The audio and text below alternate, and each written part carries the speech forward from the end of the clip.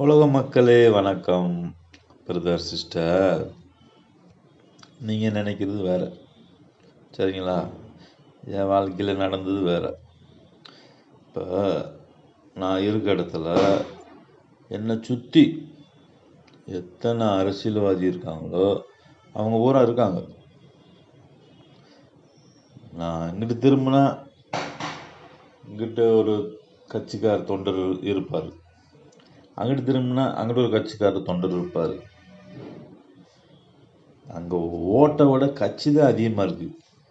நான் மகளே, என்னை சுற்றி ஓட்டு போடுறவங்க கம்மி, ஆனால் கட்சிக்காரங்க அதிகமாக இருக்காங்க. அதனால் எனக்கு இந்த ஓட்டுன்றது எண்ணமே இல்லை, அரசியல்ன்ற எண்ணமே எனக்கு இல்லை. அந்த அளவுக்கு நம்மளை சுற்றி கட்சிக்காரங்க இம்சை இருக்குது. நான் சொன்னது புரிஞ்சா மக்களை? ஓட்டு போடுற மக்கள் நான் என்னை சுற்றி கம்மியாக இருக்குது, ஆனால் அரசியல்வாதிங்க என்னை சுற்றி அதிகமாக இருக்காங்க. எந்த கட்சியை நான் கொடியை ஊண்டி ஓட்டு வாங்கவே முடியாது.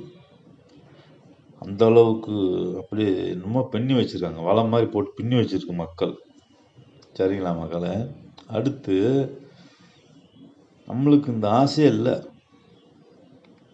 இது நல்லா தெரியும், மக்களுக்கே தெரியும், சில மக்களுக்கு தெரியும்.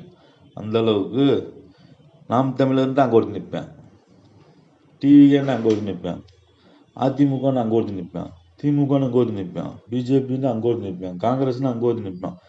இந்த மாதிரி கம்யூனிஸ்ட் வேணுமா, என்ன வேணும் எல்லாமே இருக்குது. இங்கே ஓட்டு விட கட்சிக்காரங்க அதிகமாக இருக்காங்க. அதனால் அது எனக்கு பிடிக்கவே இல்லை. அந்த இதில் நான் போனதும் இல்லை, சரிங்களா?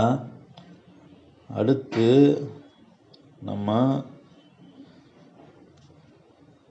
மக்கள் எத்தனையோ பேர் இருக்காங்க, ஆனால் ஒன்றுக்கு லாய்க்கு இல்லாத மக்கள் இத்தனை பேர் இருந்தும் எதுக்கும் லாய்க்கு கிடையாது.